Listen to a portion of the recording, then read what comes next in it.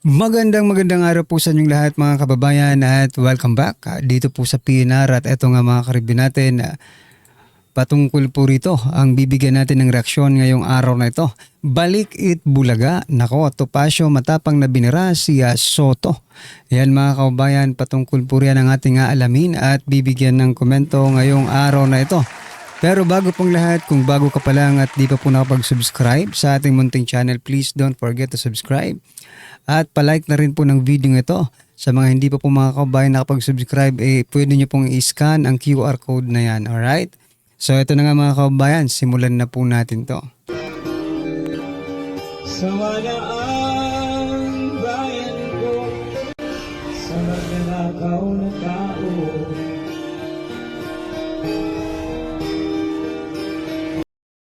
So yan mga kababayan, bago po natin i-play at bigyan ng reaksyon ang video ito, pasadahan po muna natin ang mga nagte-trending na mga balita dito po sa mundo ng social media at unahin na nga po natin ito. Bigyan po natin ng kaunting reaksyon itong si Attorney Rowena Guanzon sa 203 billion estate taxes ng Marcos Sr. Hindi pa pala nababayaran mga kababayan. Matindi rin, no? Ang ginagawa po nila sa ating bansa, utang ng utang. Kaliwat ka ng utang, utang doon, utang dito, di ba? Tapos may ugali pala silang hindi marunong magbayad. Anak ko po, malalagot tayo nito. Tayong mga Pilipino ang malalagay sa alanganin nito mga kababayan. Ito, pakinggan po natin to. President BBM, hanggang ngayon di nyo pa binabayaran ang 203 billion ng estate taxes ng namatay niyong ama. Na natalo na kayo sa kaso, hindi nyo pa rin binabayaran. Bay, kung sana binayaran nyo, nakaahon na lang tayo ng konti. Hindi po ba? Mahiya naman kayo. Mahiya naman kayo. President BBM, hanggang ngayon di nyo pa binabayaran ang 203 billion ng estate taxes ng namatay niyong ama. Na natalo na kayo sa kaso, hindi nyo pa rin binabayaran. Bay, kung sana binayaran nyo, nakaahon na lang tayo ng konti. So yan mga kababayan, may utang pala ang pamilyang Marcos sa gobyerno natin sa Pilipinas ng 203 billion estate taxes mga kababayan. Okay? Tama po ang sinasabi dito ni Attorney Rowena Guanzon, di ba? Kung nagbayad kayo, malaking tulong po yan sa ating lahat, di ba? Ilang schools na po ang pwedeng maipatayo niyan. Diba? Ang kakapal din, yan lang po masasabi ko, ang kakapal, di ba? Kasi biruin mo, malaki palang utang nila sa ating bansa, no? Estate tax. Tapos, kaliwat kanang pa ang pangungutang nila sa iba't ibang bansa. Sa World Bank, sa kung anong mga company, mga institutions na nagpapautang, di ba? Sa Japan. Tapos eto. Nako, tayari tayo nito mga kababayan. Ano po ang inyong masasabi dyan mga kababayan? Nako, magdasal na lang po muna tayo. Baka sakaling paggising nila ay magbayad na po ng 203 billion estate tax. Alright, ano po ang inyong masasabi dyan mga karibin natin? I-comment nyo na lang po. At eto, pasadahan din po natin ito ito po. Itong Senator Robin Padilla mga kababayan, sabi po dito sa post ni Sir Jason sa Senate to investigate paid witnesses. Nagayon si Senator Robin Hood Padilla, chairman ng Senate Committee on Public Information, ng isang resolusyon seeking to inquire into information that some witnesses presented before previous Senate inquiries were allegedly paid to testify. Magugunitang lumabas ang ilang empleyado ng Pharmaly, mga saksi sa pagpatay kay Kian de los Santos de los Reyes at isang saksi laban kay Pastor Kibuloy na nagsasabing sila ay binayaran ni Senator Risa Hontiveros upang magbigay ng mga impormasyon na magdidiin sa ilang tao at kumpanya. Ayan mga kabayan, yari. Yari si Risa Hontiveros. Sana nga ay matuloy yan. May nagbabalak pa naman maging presidente sa 2028 itong si Risa Hontiveros. Pero bago yun mga karbi natin, no? Kaysa po sa mabisi kayo sa impeachment na yan, wala namang kaming mapapala dyan. Mabisi kayo dito sa itong mga paid witnesses. Imbestigahan nyo po yan, pati itong flood control project. Kapag yan po ang nasolve ninyo, posible pong tumino ang mga loko-lokong opisyal ng ating gobyerno, di ba? Hindi ko naman nilalahat, pero ang mga katulad po ni Senator Risa Hontiveros ay dapat na pong ma-stop, di ba? Kasi biruin mo, ang dami pa lang mula sa Farmally, kay Kian de los Reyes at kay Pastor Apollo Kibulo, yung mga witnesses nila ay di umano binayaran lamang. Ano po ang inyong masasabi dyan mga kaubayan? I-comment nyo na lang po. At eto, pasadahan din po natin ito Ito po ang balita mga kababayan. Sabi po dito, the anatomy of corruption according to Mayor Magalong. Ito mga karibin natin breakdown. Tapos ito, basahin ko muna sa inyo kung anong mga ito. Sabi po dito, 40% kickback of the politicians, 15% contractor, 10% implementing agency, 30% actual project. Yung actual project, 30% na lang. May humabol pa. 5% others. Sabi po dito, bakit walang kibo ang Quadcom? Oo nga. Quadcom. Bakit ayaw yung imbestigahan yung mga flood control project na yan? Itong mga infrastructure project. Itong sinasabi mismo. Imbestigahan nyo itong si Mayor Magalong, di ba? Ipatawag nyo sa kamera at imbestigahan nyo po patungkol po dito. Sa sinasabi niya mga percentage, 40% kickback ng politicians at tinutukoy niya ay kayo yun. Mga congressman, kayo po yun. Bakit ayaw nyo imbestigahan? Pag hindi nyo po ito inimbestigahan, isa lang po ang ibig sabihin nito. Silence means yes, di ba? Parang umaamin na rin kayo na totoo itong sinasabi ni Mayor Magalong. Kaya dapat kayo mga Quadcom, ito dapat ang inaatupag ninyo. Hindi yung mga sabongero na yan. Ipaubayan nyo na yan sa DOJ. Ila pa bang ahensya ng gobyerno mag-iimbestiga dyan sa mga sabongeros na yan? Mamaya may balita po sa mga sabongeros. May balita po. Masasya kayo dito kay Ojibuying Rimulya. Nako. So ayan mga kaubayan, ano po ang inyong opinion dyan? Sa sinasabi ni Mayor Magalong, i-comment nyo na lang po. At eto, pasadahan din po natin ang balitang ito. Pag-audit sa flood control project, dapat ipaubaya sa COA. Ayon po yan sa Makabayan Black. Talaga, correct. Ngayon lang ako papalakpak sa Makabayan Black dito po sa desisyon nila. Sapagkat, may plano po si Speaker Martin Romualdez na sila ang mag-imbestiga. Sila, very vocal po si Speaker Martin Romualdez dito po sa investigasyon ng flood control project. At mukhang sila ang mag-iimbestiga. Sila ba ang mag-iimbestiga? Nagtatanong lang tayo. Gusto ba nilang sila mag-imbestiga ng flood control project? Hindi magiging muro-muro po ang investigasyon dyan. Diba? Sila mismo ang iimbestigahan sa sarili nilang paano yun? Iimbestigahan mo yung sarili mo. Mahirap pala yun mga kababayan. So, dapat talagang COA po. Commission on Audit po talaga ang kaya nga audit sila di ba? Sila po ang pambansang auditor ng Pilipinas. National Auditor ng Pilipinas. COA. Commission on Audit. Kasi yan pong trabaho nila. Di ba? Pero minsan, yung trabaho nila, pinakikialaman pa ng iba. Gaya po na nangyari sa House of Representatives, di ba? Yung naging audit nila. Kay Vice President Sara Duterte, pinakialaman pa ng House of Representatives. Di ba? Ganun talaga ang buhay mga kababayan. Kapag wala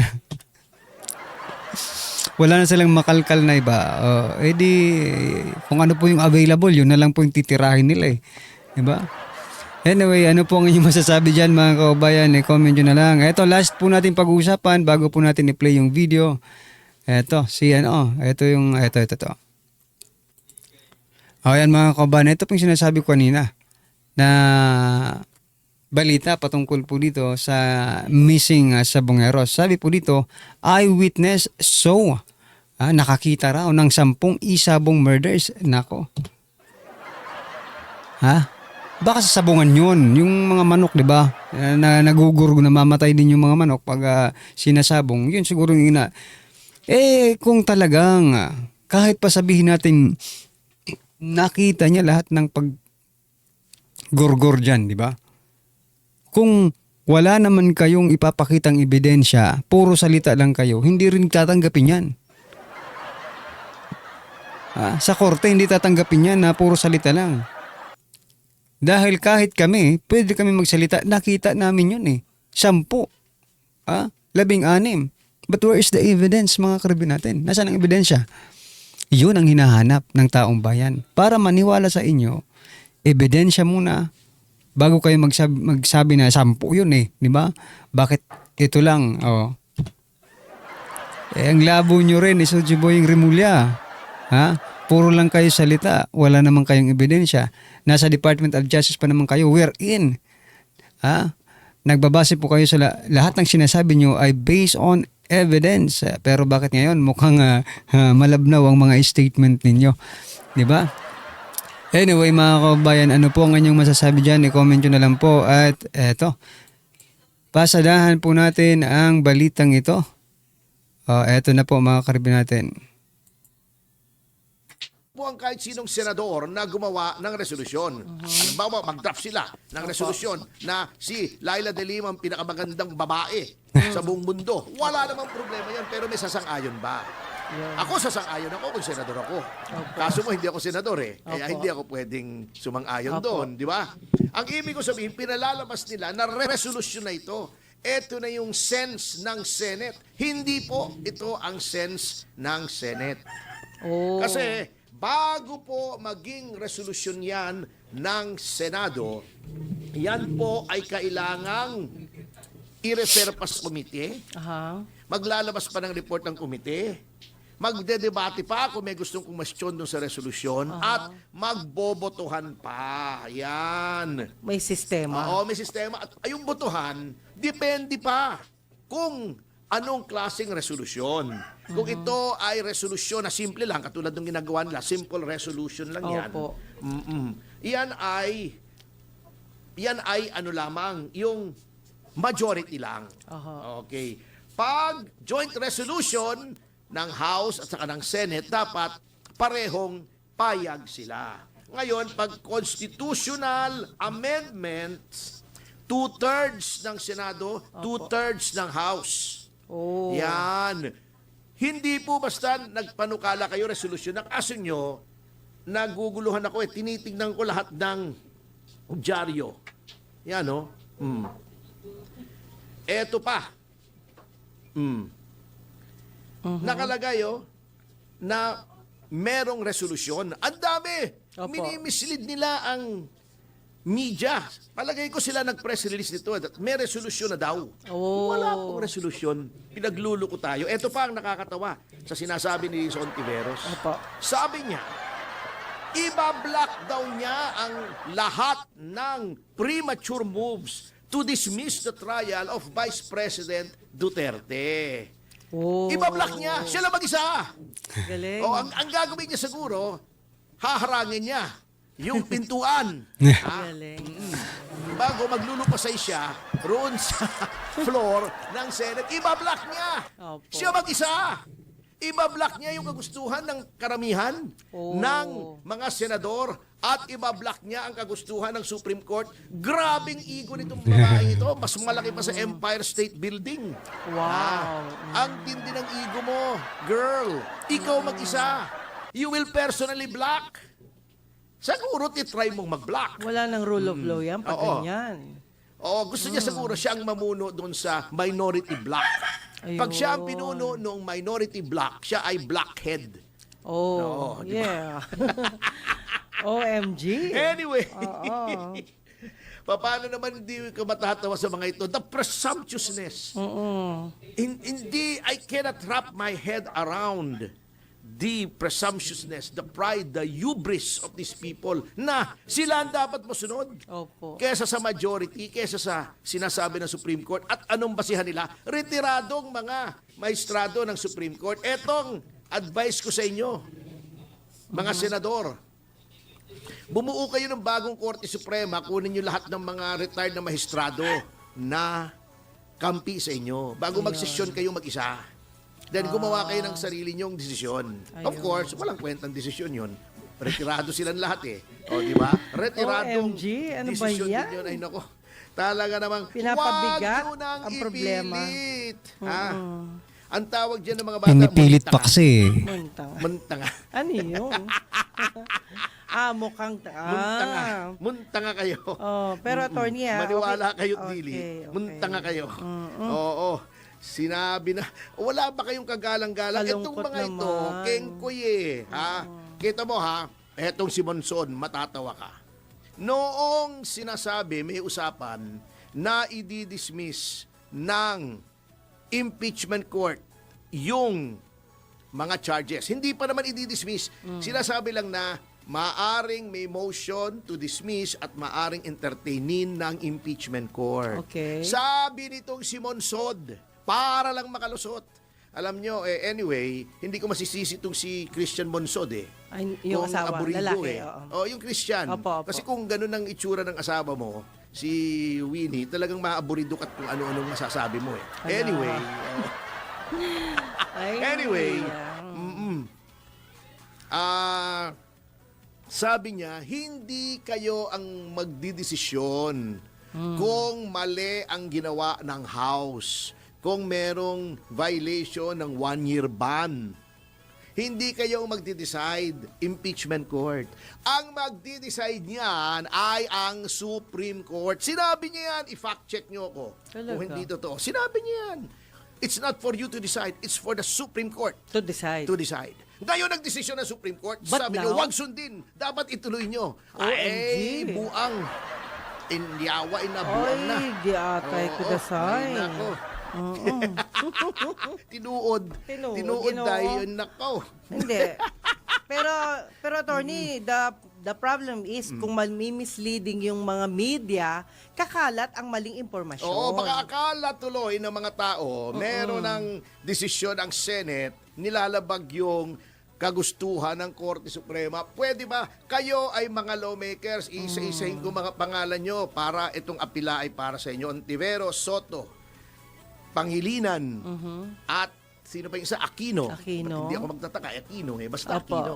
Oh, pera lang yung best friend ko, si Dr. Francis Aquino. Iba naman Oh, yun. Ilocana asawa nun eh. Okay. Anyway, kayo ay sumumpa to defend, to protect, to preserve the Constitution. Ganito lang po kasimple ulit-ulitin ko hanggang tumalab sa matitinding mga makakapal na kokote nitong apat na to. Oh. Ha? Kayo po ay nanumpa na idedepensahan nyo ang konstitusyon. Sino ba nagbigay ng kapangyarihan sa kataas-taasang hukuman na magsabi kung merong kalabisan sa ginagawa ng kahit anong ahensya ng gobyerno? Di ba konstitusyon? Yes, yes. Oh. Sundin nyo lang yung konstitusyon. Kayo ay creature din ng konstitusyon. Ang Senado ay create under the Constitution. Opo, opo. Oo. In legislature. Yes. 6 yata, Article 6 yung legislature. Aha. Yung executive ay 7. 8 yung judiciary. Kung ako'y Opo. hindi nagkakamali, ako'y tama. Sabi ni May Marcos tama. Sr. Oo. Ayan. Oh, yung sinasabi niyong sinabi ng konstitusyon na kayo ang sole judge, sole trier ng impeachment complaints, yan ay assuming na kayo ay may jurisdiction. Ayun. Sinong nagsasabi kung ang isang agency or court ay may jurisdiction o hindi? Ha? Kung merong grave abuse of discretion Okay. amounting to lack or excess of jurisdiction, ang Korte Suprema. Sino nagbigay ng kapangyarihan sa Korte Suprema? Ang saligang batas. Ngayon ayaw yung sundin yung Korte Suprema. Gayong ginampanan lamang niya ang kanyang tungkulin sa ilalim ng saligang batas. Ang saligang batas na sinumpaan niyong dedepensahan, susundin, poprotektahan, ipagtatanggol. Kayo ay wala kayo sa hulog. Kayo ay lumalabag sa inyong sinumpaan. So yan mga kababayan, ano po ang inyong reaksyon, opinion patungkol po sa video ito, i-comment nyo na lang po sa baba para malaman po ng ating mga kababayan ang inyong opinion. Maraming salamat po. Please don't forget to like the video at pa-subscribe naman po mga kababayan.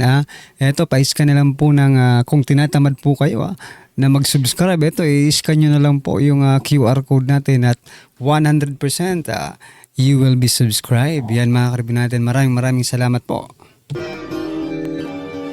Sawala ang bayan ko sa magnanakaw na tao.